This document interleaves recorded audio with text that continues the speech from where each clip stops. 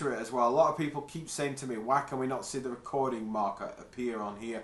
It's because I'm not using Stream. The functionality of the tool Stream can be a little bit problematic, I find. And what can happen with it is if my internet or your internet goes fuzzy, well, if my internet, sorry, goes fuzzy, the signal can become very much mixed and it will record that bad signal. That's not useful as far as you guys being able to follow or at least take up what I've done and try to replicate what I've done. So I choose not to do that, and I actually use Microsoft Expression. Now, you guys don't see it running, but it is running, and that's how I'm doing it. Now with Microsoft Expression, it's actually saving it to my hard drive. So if anything goes wrong with the internet signal, you've still got a solid feed when it comes to the video. Just so that you guys are aware of that. Right, as I said, I do like to use the notes, so I'm just going to tap onto the notes, and also it does kind of show you where they are.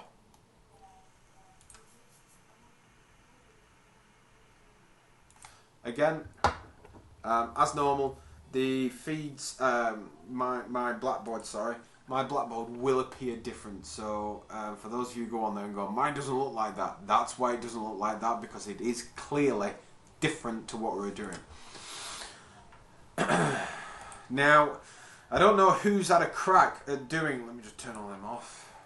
I don't know who's had a crack at doing the notes that we did yesterday, which is these, so using Freeform.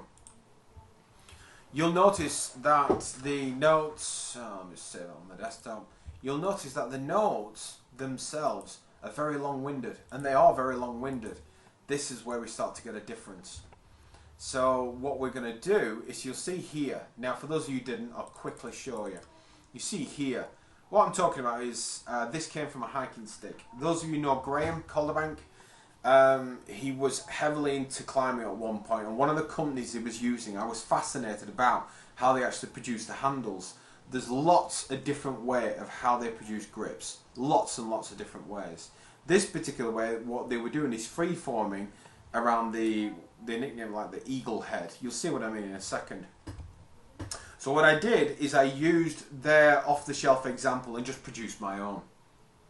It is that simple to be able to do it. The free-forming tool is phenomenally good. If you need to produce body armor, if you need to produce fairings, anything like that. So a great example of this that I'd seen done was from a motocrosser wheel, front wheel. What they'd essentially done is took a segment off it, done an offset surface, and then they free-formed the mudguard. And the mudguard was produced in around 5 minutes. But that type of thing is what this is really powerful for. So casings, anything like that. If you need particular areas to be able to produce what it is that you're after, whatever you're looking for, that's what this thing will be able to do. And it is phenomenally good for being able to do things like that. So, if we look on these notes, I've got to go to extrude, I've got to split it, then I've got to map it. Now this is to do with surface representation on a surface. Now, because of Autodesk being the way that they are when it comes to curves, they're very good at it. So what we're going to do is really work through these nodes, but using Autodesk as the focus. Well, using Inventor as the focus. So, as ever, I'm going to go to a part. The advice I got last week, by the way, about setting my units. Took that advice and overwrit the units file, and it's worked so far. I say that, I might put on the drawing now and it might come back in inches. So, what I'll do is, I'm just going to go to an isometric view. So if I go here, here and here. Now what I'd like to do is I'd like to imagine it stood up on a table. So I'm going to use my XZ plane, and then I'm going to sketch on the XZ plane. Now this dimension is a genuine dimension that I was given for the size of some of these hiking sticks, which I thought was really wide, to be honest, but when you actually look at it, it's really not. This is for a carbon fibre hiking stick. So if I go circle, I'm just going to add a dimension onto there of 30 millimeters.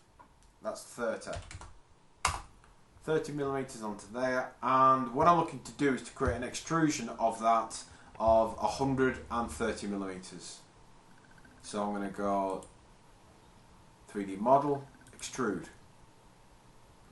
As ever, comes in as a solid. I'm going to make it a surface, and I'm looking for an extrusion length of 130.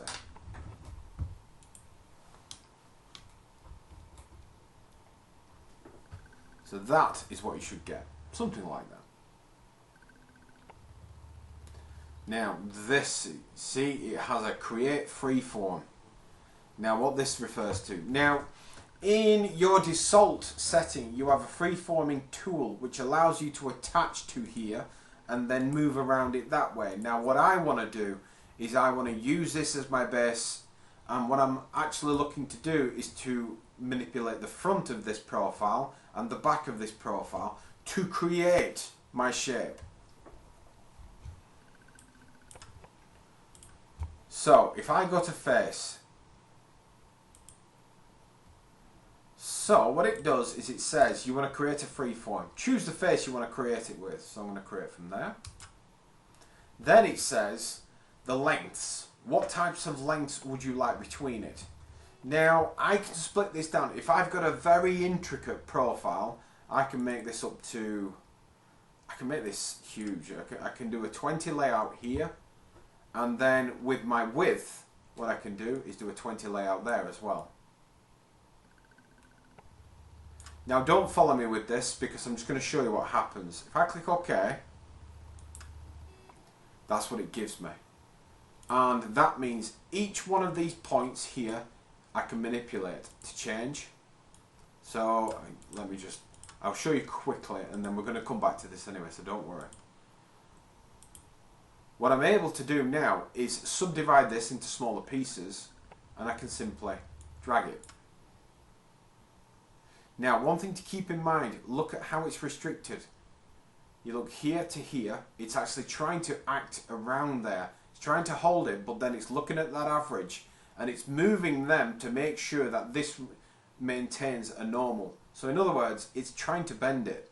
So if I keep bending outwards, what you'll see is it still gets manipulated and keeps going and going and slowly pulls it apart. So what you could suggest by that is that this area here, well, these, I should say, these points, the resolution on this will deter how resilient this is to when you're manipulating. So again, if I just choose something else, so if I go here and then come up, and that's the type of thing that I can do. Now I know what I'm doing here is just literally getting a pipe and then pulling it in bits like that. Something like this, what we're doing here, the resolution that I've set on this is way too high. Way too high. So what I'm going to do is finish that. I'm just going to delete that. And then I'm going to start again and do this right. Now let's think about this. Now when you're approaching a freeform, let's just zoom this in a little bit. When you're approaching a freeform, what you're trying to think about is what is it about this profile that you're wanting to change, and how much resolution would you expect it to be. Now around this profile, you can see here it curves around. It's a handle. It's going to be a handle. You don't want it to be, what's the best way to describe it? You don't want it to be spiky. You don't want it to, you want that resolution to be quite wide to allow it to freeform in this particular profile. And then at the back here we're the same. However, on the edging, you don't want it to. So in other words, you can almost say that you want a resolution of 4 points on here. 1, 2, 3 and 4. So if I come back to it and then I go to convert, now when it comes to faces, I'm going to go on there. When it comes to lengths, I think we need 4. So I'm going to change these in a minute, but I just want to take a little bit of a journey around the actual part. So these are the sides that we're not going to change. And this side here and here is what I'm going to manipulate, and I'm going to change it to my heart's content. Now I'm going to do this one way. There is another way of doing it. So what I mean is we're going to go through the process, and then you can approach this differently as well. So it's hard to explain, but I'll show you. So what we're going to do is, shouldn't press that. Should not press that. There you go. So with my faces, I'm going to change that to 1. So now what we've got 1, 2, 3, 4. We've got that split.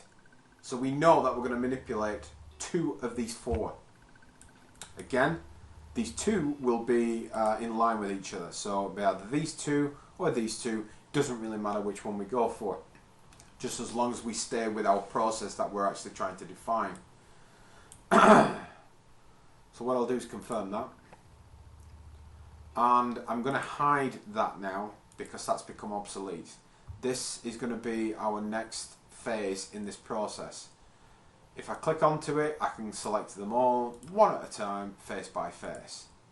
But what I want to be able to do is manipulate these points. So I'm just going to scroll down, scroll down, scroll down. Right. So we see here, this is split into 2 key points. So this needs to be 2 actions in the default system. But with us, this now is 1 action. Now if you look here, I've added 8 points. 1, 2, 3, 4, 5, 6, and 1 and 2. On there, I've actually got the multiple layer splits. I mean, arguably, should we have done that? Maybe, maybe not. What we're going to do is we're going to add these points, all these 8 points. So I'm going to come back, and I'm going to come from the right. And in fact, let me just get to an isometric view again. And what I think I'll do is I'll target these 2. So I'll come from the front. No, I'll come from the right. I'm just thinking I'd like it to face forwards because I'm just weird like that. I'm going to bring it up. You see here the arrows, by the way. These arrows are great for stuff like that. And this length is what I'm going to target. Now, all I want to do now is add points. Now, to show you, if you're tracking me with the notes, I'm looking at this just because it'll help. If anybody's opening the notes, it will help you visualize exactly what we're doing and why we're doing it. So I'm going to come back. What I'm going to do is now add points. Now I've got all these complicated processes here. There is some amazing things you can do, by the way. Let's say you were looking to create a net and you needed something to fall flat and then you were going to bend it. We do have a flattening tool from a surface, which a lot of people look and go, so that is a phenomenal tool, amazing tool, really is. But we're not doing that. I'm going to go to add point. So I can insert a point or insert an edge where I can split this even further. I can increase edges, lower edges. So if you look there, that gives you a nice snapshot. If I start off with sharp edging, I can linearize it, or I can make it curved. This as a tool set is probably, for me personally, one of the best sets I've seen in a long time. So I've clicked on to insert point. Then it says simple point or exact. So if I clicked exact, for example, if I click on here, well, once I click on exact, I must put on dimensions. Now at this point, I'm not doing dimensions. I'm going to do 6 to the left, and then I am doing 2 to the lower edge. So I'm doing 1. And you see there, it then starts to say, I don't know what you want me to do. So what I'm going to have to do is confirm that point. Now, this is what I meant. Remember when I was saying that it would be good if I created them faces on the way down? It's just because it doesn't like me to do what I'm doing, but I'm doing it anyway. So I'm going to add another point there. Confirm that one. if you get to a point that it doesn't like, it should make it vanish. So let's go 2, 3, 4,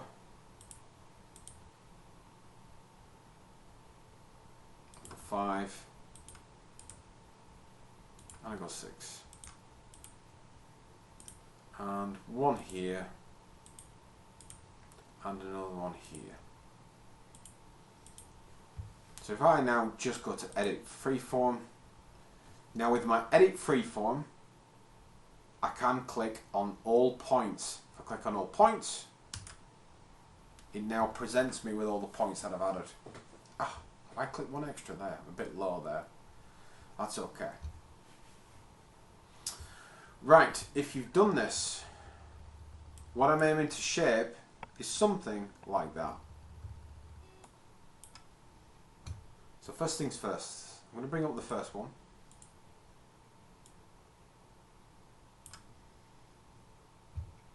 Then I'm going to bring up my second. Oops, I missed that one. Oh, that's awkward. Bring up the second. And I just want to drop that slightly. Basically, I don't know who's ever heard of it, but I'm interested in the eagle head. So the eagle head, once you get them on, they look like an eagle's head on a handle. So I'll show you what I mean if I can actually get this to work like I want it to. So if I bring that in a little bit, and then what I'm going to do from there is I'm going to bring that up, bring that one up,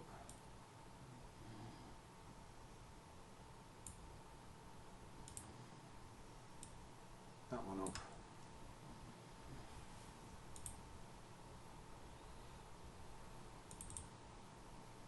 I'm going to move it up a little bit.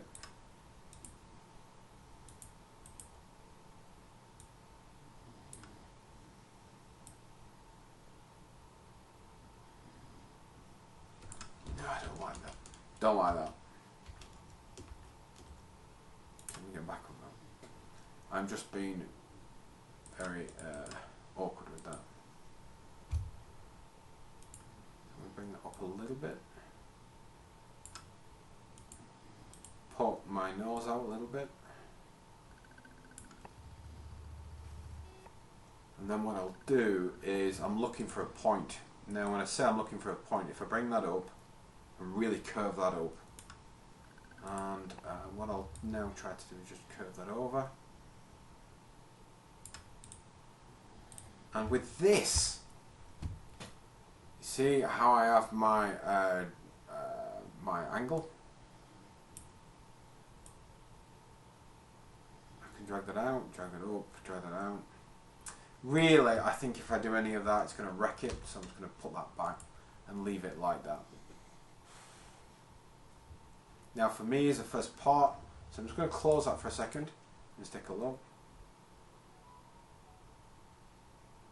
What I'm aiming for is fingers around here, and then a thumb on the top, just for something cool, something sexy. This is really an aesthetic tool, or it's an ergonomic tool. If you have particular value sets that you want to operate to,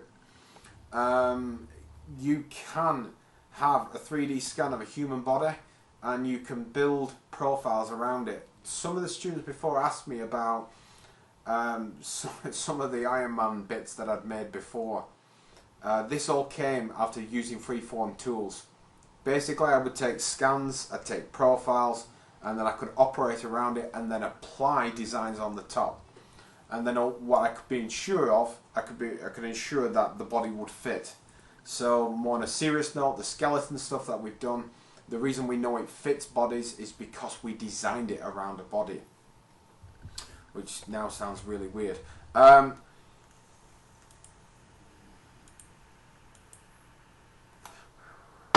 Right, so one thing that you can see here is you see how this drag rises up. Oh, posted question. Let me just see what the question is.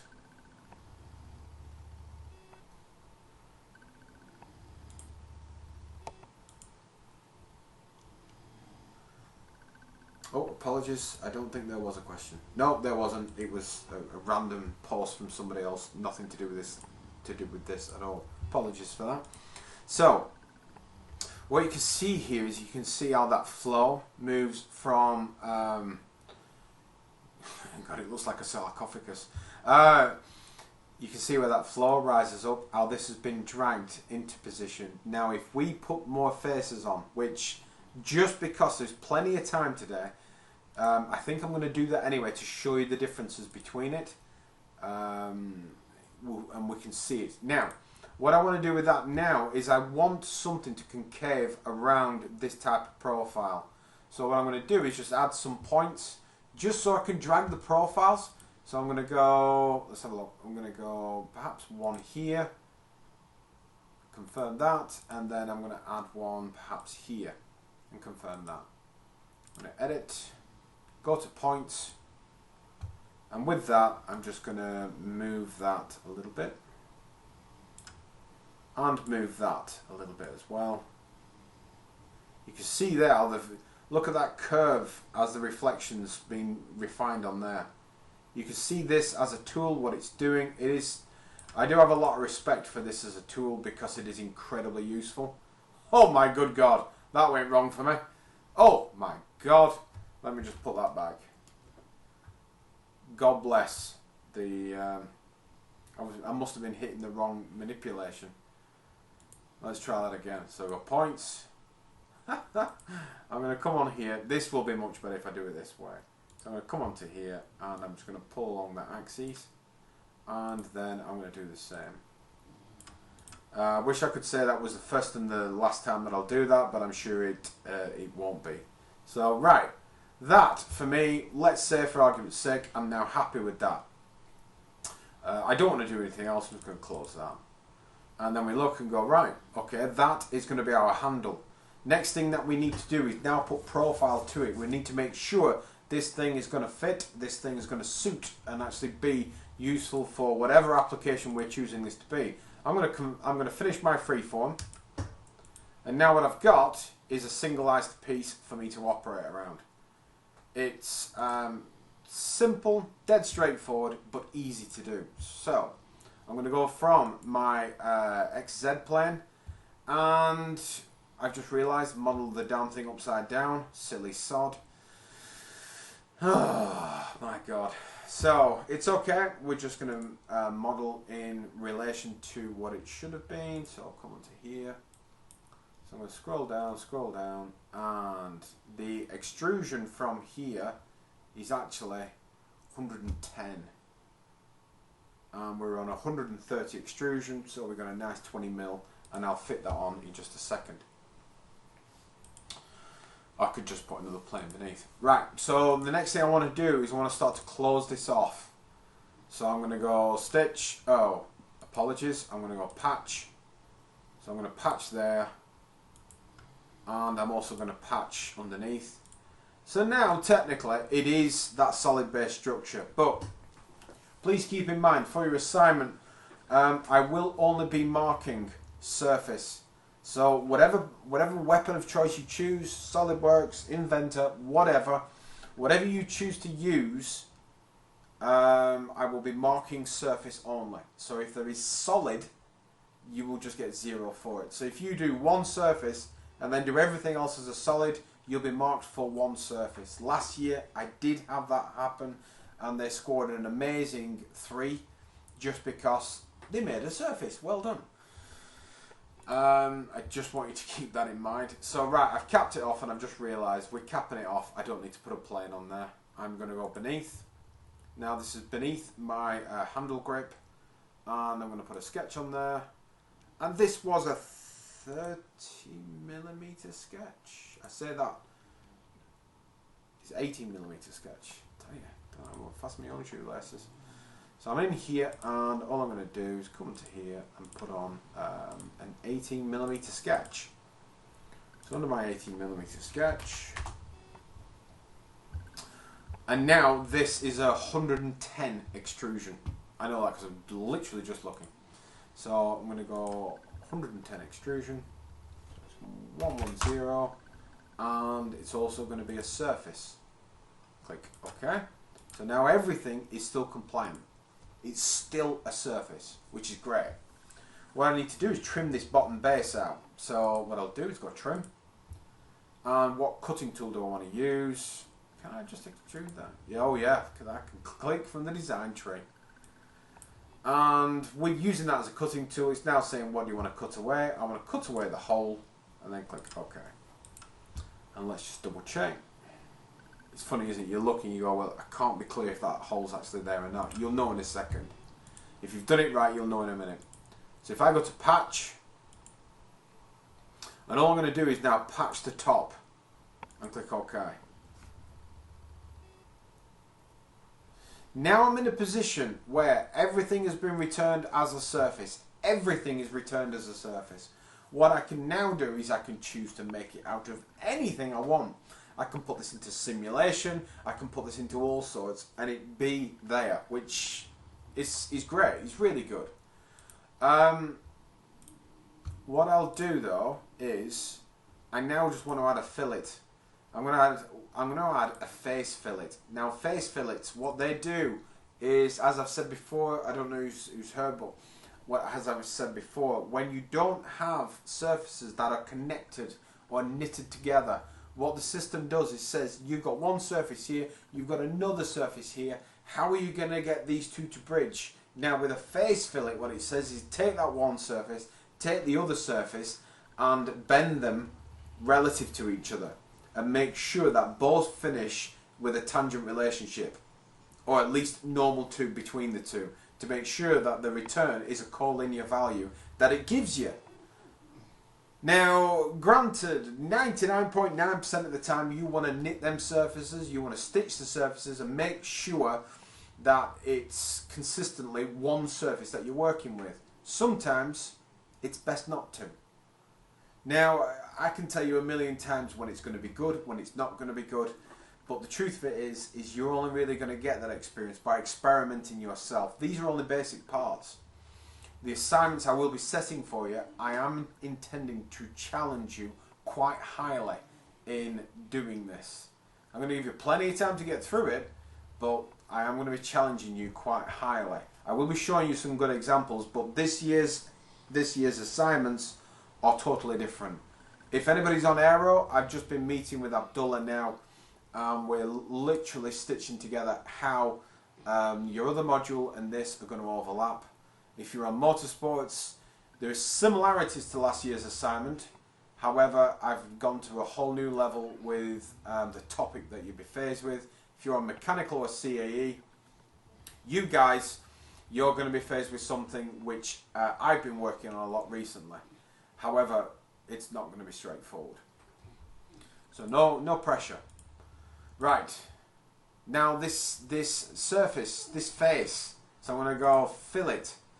Now, like Inventor, like Tier, like SolidWorks, they all have a face fillet method where you have open surface and you're trying to close it.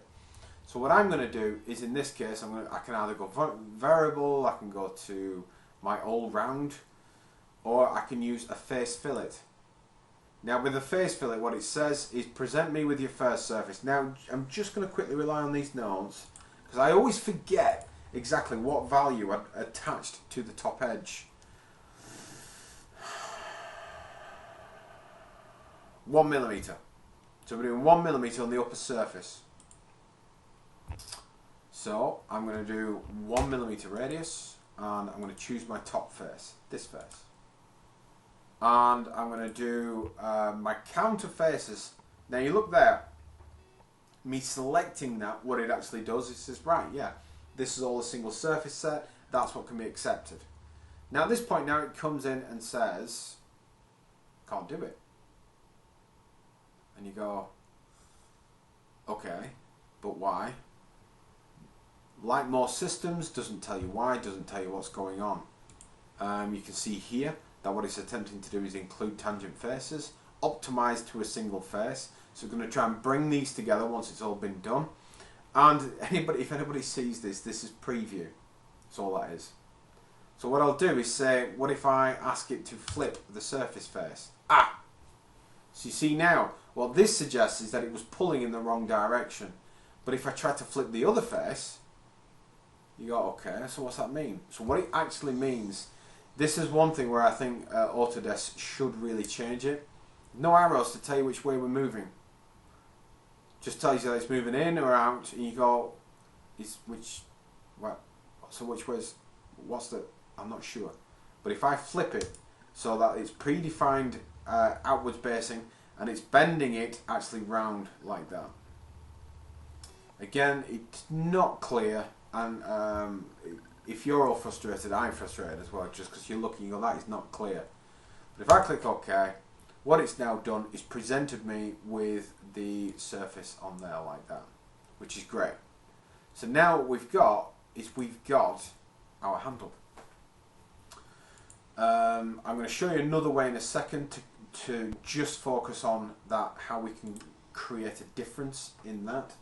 But what I want to do first is I want to stitch this together, and as I've said in the notes, this is actually meant to be wood. So I'm going to highlight the whole thing. I don't want to maintain as a surface, so I'm going to leave that. Click apply. And what you can see now is I have a solid structure, because everything is closed. Now it should be wood. So I'm going to go to my materials, because I'm sure everybody would like to render this at some point. I'll just go walnut. Walnut's a good colour. There you go.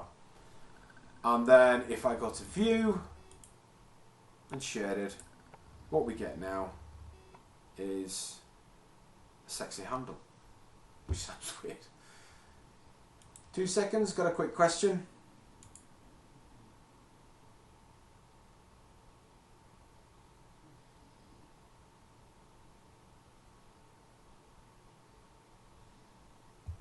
Apologies, that was not from one of you guys, it was from another burning building example. Right, so what you can see now is we've got that finished surface. Now one thing I do really like, I'm sure you guys do, I do really like the lighting that's approached on this system. So nice. That as a rendering system is a phenomenal bit of kit. I do quite like that. It does give quite a hyper-realistic look. I do like that. So, that is a freeform. Now, I was saying to you earlier, what if we split them faces down even further? What type of a different approach will it be? What if we match exactly what their notes are? So, what I'll do is I'm going to save that. Now, I should point out this freedom level that we've got here, this ability to be able to choose like we're doing, is not common when you move to alternate systems. Autodesk is so good with circles and so good with freeforms like this. They are more of the master side of that. Now, I don't know who's clear about this, but the 3D CAD system from Autodesk, they centered their approaches more back in the 90s to do with video games. And then they started to move towards engineering. And what you actually see is a hardcore engineering company like Dassault, and then you get more of the video game approach, and then you get this really, really interesting overlap. So that's why Autodesk tend to be very good, especially Inventor tends to be very good with a 3D print. For that reason, no other reason. But what you should be really starting to see is that there is stuff in Inventor that isn't very good, and vice versa. But the reason I wanted to do it this way is it really lets you decide. What I'll just do is call this freeform zero face. The reason I'm doing that is you can open this up and see, because I'm going to obviously upload this to Teams just so you can see it. Right, I'm going to quickly reproduce this because I've not done much today myself actually of looking at these multiple faces split. My normal approach would have been to use 4 points with a single face set, but just discussing with you guys, it makes me think, what if we did it the other way? So we're going to go 30mm with 130 extrusion. I'm just going to produce it quickly. You don't have to follow me on this, but it just allows us to see a contrast between it. And I want to upload that to Blackboard, and that's why up to Teams, and that's why I'm not messing. So again, just because I like to visualize, I'm going to look at my planes, and I think I'm going to use my XZ plane, so I'm going to go my XZ, stand.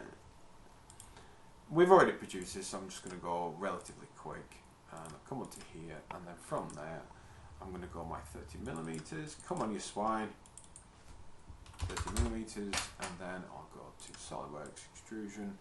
I'm going to bring it up as surface, and we're going to go 130.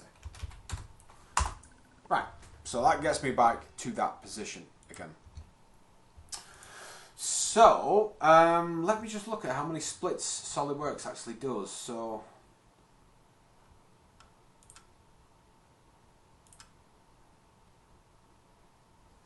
it has a 13 cell face down the front. And what we're going to do is split it again. So I'm going to go here, hold that onto the 4, but down here, I'm going to put that onto 13. Whoops! That was me rushing again. So let me just check. I like to just be sure. Yes, it is. So it's on 13. Now that is what SolidWorks produced. And that's what SolidWorks thinks is a good approach. It very well might be. I think it's worth doing. Let's give it a bash and see what happens. Click OK. Now, if I just come onto these notes, I'll show you what I'm actually mapping against. I'm going to map against this. You can see here the type of numbers that it's bringing in. Now, I think this is going to introduce a few problems. But what we're going to do is just take a look and see if it does. Because I could be wrong. Because it's going to create an axis around these key points here, which will be problematic, I do believe. So what we could do, I mean, I could go straight onto points. I could look to try and manipulate now, and then start to move it in such a direction.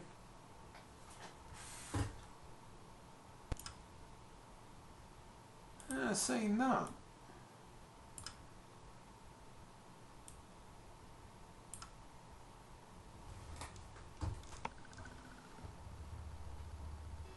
Well, I may have to bite the bullet with this one. I don't even think I need to add points. You look at it now. You look at the way it's moving. It's moving how I'd like it to. Oh, I hate it when that happens. Let me just come back again.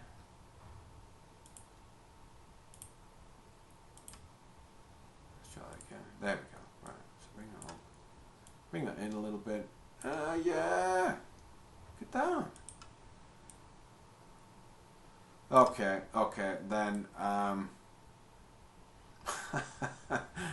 yeah, you look there, and it's actually not that bad. Yeah, I was thinking to myself, it's going to create a lot of axes between the 2 points of manipulation that I'm doing, and when I'm actually creating there, I'm quite pleased with it, if I'm honest. The only thing that is not going to work out nice, or saying that, I'm going to put this on, and it's going to come out looking like a dream. I can see it now. But look there. Now, I mean, granted, what I could do, these points here, so if I exclude that,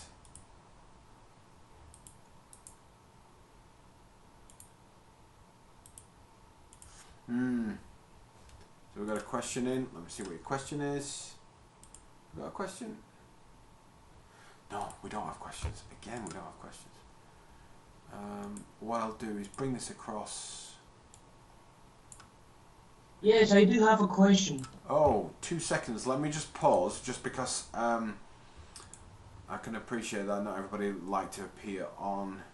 I often switch off the recording just because a lot of people don't like the thought of that they'll be on a direct feed, and which I understand. I do totally get. So I do normally put that on there, and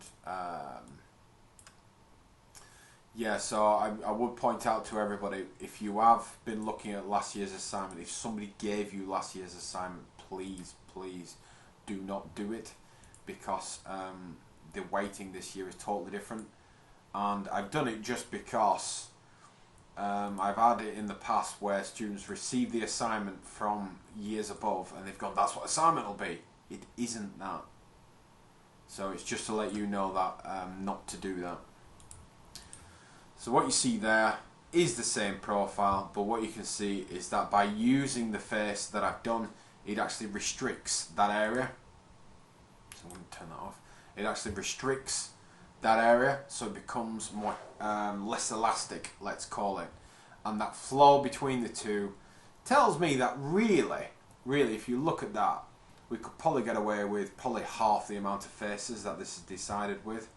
Now I can split this down even more to create more freeformed area if I wish, but for this it's suiting what I want it to be. Now the issue that you get with this is if I go to the back end of here and I then look at being able to manipulate the back end. So if I edit, then go to points, and if I look at there down to there, and you can see with this I'm going to be at this for a while, and this is why I'd originally done this through one face, and that's why really this process here becomes quite tricky. I mean, what I could do if I wanted, I could try and split the two in half, split the surface so it just becomes two separate surfaces. It's one way of doing it. Or I could just freely do it like this and look at just having one particular face and then splitting that down that way. There's many different ways of doing it. So I'll save that. So these are the notes for the freeform. The freeforming tool is a useful tool. However, don't try and freeform everything from scratch. I did have one student, this is genuine, I had one student one year who was attempting to freeform an Xbox controller from scratch, from a brick, and from a brick surface, I should say, or something like that. Doing something like that is incredibly difficult, and it just makes life really, really tricky. Yeah, look at that. That looks pretty good as well. Now, doing something like that is really difficult and really tricky. So what I would always say is don't try and freeform these things from scratch. It will just turn into a disaster for you. Just try and use freeform lightly as much as possible. If you're doing a handle, if you're doing something like a handle for a steering wheel, if you're doing it for grips for a mountain bike, so like that. If you're looking at any particular type of interface where you've got a single hand interface, this is where you'd end up freeforming tubes like this. If you're looking at a grip for a tool itself, this can be really useful. So if you think of that being like a grip for a hammer or a climbing axe, because I've got that curve in there, so it's quite good for a climbing axe or anything like that, this becomes again a useful tool. But what you just got to do is use it as sensibly as humanly possible. That's what I'd always say with that. Just try to keep it as sensible as possible that you're using this for. Right, so I'm going to close that and just close that. Okay. Nope. So that is freeform. Final thing that I wanted to take you through is helixing. Now what I call with helixing is it's a twisting profile. In SolidWorks, twist along path, because a lot of the time if you're wanting to be able to generate something like, just for example, like the old landline type phone cable, as that phone cable moves all the way around, it isn't a helix. It is basically twisting along the elastication that you put onto it. Now I always use a phone cable because phone cable's, you know, a real common example where a lot of people have looked and gone, yeah, okay, I understand that. So if I go to new part again, and what I'm going to do is first I'm going to put on my XY plane, I'm going to put a circle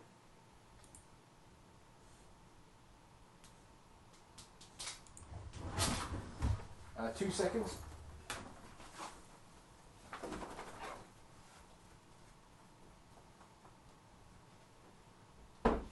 Sorry, just letting my dog out.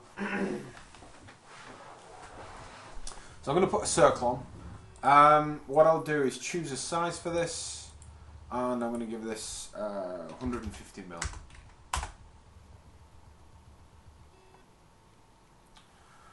Now, if I want to create a profile where it actually flows around this, so if I want to create almost a closed spring, if you will, or something like that, I can do that quite easily.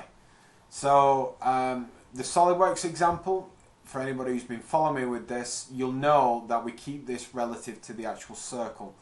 The inventor example is different. So what I'll do is go YZ. And what inventor wants to know is that's okay if you want to do that, but whereabouts are you going to put that? So if I say, let's go a circle, and I'll just come back to the right, and what I'll do is just put it there. This circle, I'll show you the position of it in just a second. So I'm going to make that 5 millimeters, and you can see the position there. And what I'll perhaps do is just move it up a little bit. Yes, yes, yes. God damn. And I'm just going to move it up just a tad, like that. Now, again, with helixing, what it will do is it allows me to do some amazing stuff. Oh, I've frozen. Why is that frozen?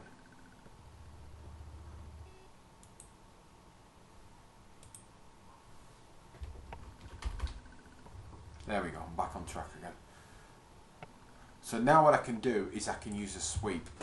Now a sweep profile, exactly the same as SolidWorks, but if I go to surface, I've got a profile here, so if I zoom in and click onto profile, and then what I'll do is use this as a path,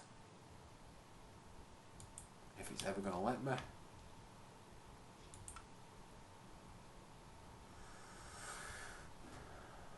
Path, there we go. So you see there, what it'll do is create that ring. Now what I can say is I can create a twist around it. Now the one thing that frustrates me on here is I've got to operate in degrees. So what I'll do is I'm going to go, so if I go 360, what you see there is it's twisted around that 360. So it's one single rotation. But if I then start to go 720, what I end up with is profiles that I can rotate around there. But if you go crazy with it and go 500, what it'll start to do is break it. So it must ensure that it can actually meet. Now you'll see there it's still missing what it's meant to. If I multiply that up correctly, so if I go, let me have a look. Let me just make sure I get these particular right.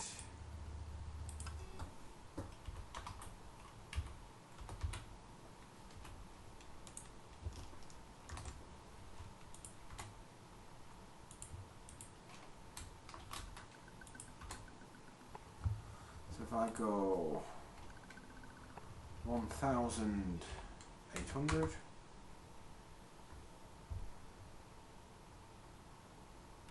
what I then get is my continuous rotation around it. Yeah, that's fine. Now what it's actually saying now is it's got a continuous rotation. Now I can put more on there. I'm just going to make sure it's balanced correctly. If I'm going to rotate around there, I've got to make sure it's balanced. If not, what I'll end up with is where 2 points don't meet and it doesn't close it like I wanted to. Now that's fine. That's in a circle. When these things are in a circle, it can be a bit frustrating. So if I delete that,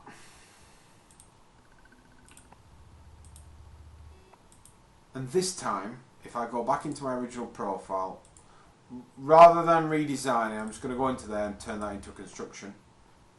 And then what I'll do now is I'm going to add a spline. come from there to there to there to there, and I'm just making the spline. There we go, spline there to there to there to there to there. Right. This is now my spline acting around that particular axis. Now this might not, but this might be problematic there. Let me just see if I can linearize that out a little bit. It's just because it's curved, the way it's curved there. If these things collide, it can prove to be a bit of a pain in the backside. So what I've done is just added a spline. Now you'll notice here that now my profile sits completely incorrectly to there. Like on SolidWorks, I'm going to go to Profile, I'm going to go Normal to Curve, and I'm going to choose a line, choose the point, and then I've got my point in there.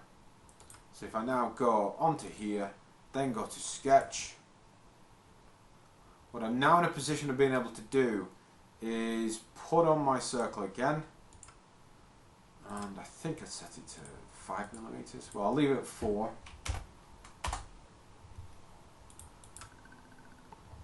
And I'm going to repeat the same thing. So if I go to Sweep, we'll do a Surface, Profile, Path, and if I go Twist, I'm going to go 1800.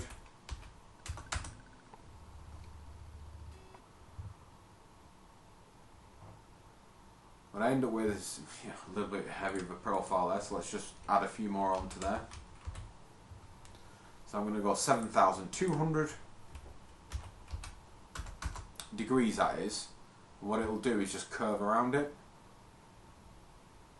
And obviously it's just 360 divided by the number of turns I want it to be. And, sorry, multiplied by the number of turns I want it to be. And then it will produce what I'm after with that. Now again, when it comes to helixes, you cannot produce this type of profile in a normal helix. Granted, it's a bit skinny, I could do with making it a little bit thicker than what it is, but you cannot produce this on a normal profile with just your normal. So what you need to do is use this type of approach. So if I want to go a little bit more and put 30 turns into it, so I'll go 10,800. So this now gives me 30 turns in there. If I click OK on that, now what it gives me is my profile like a phone cable, in a lack of better words. So if I just, I can convert that to a solid by simply stitching that together. So if I just drop that to shades, and you can see there that it creates that spiral effect. Now I've seen this done a few times. If someone needs to do a spring that's moving around a particular central profile, or if you need to do a curved spring, if you need to do any type of rifled effect, if you need to do anything like that, what this will allow you to do is track along a particular profile. I suppose rifling helixes would be fine. But if you need to create cabling to actually show where something's going to sit, if you need to be able to create that profile, this as a tool is a phenomenal tool, and this will really help you as far as setting something up like that. Right, so if you've not done, just save that, because I'm going to save that, and as I said, upload this, save as, and I'll just call this Helixing.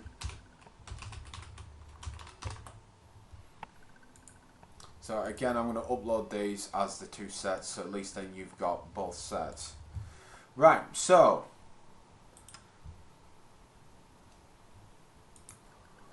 what I would recommend now is that you practice these. I don't want to move too much more forwards now and set you guys up to be in an awkward position, just because we are moving to the realms now where it does get incredibly tricky and incredibly difficult to be able to do. What I wanted to do now in this session is use it for support session, or use it for any particular questions that anybody's got about using either one of the softwares. I don't mind either way.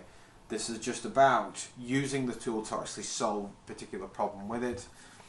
Let me just stop recording on that because this is just more support, so let me just stop recording.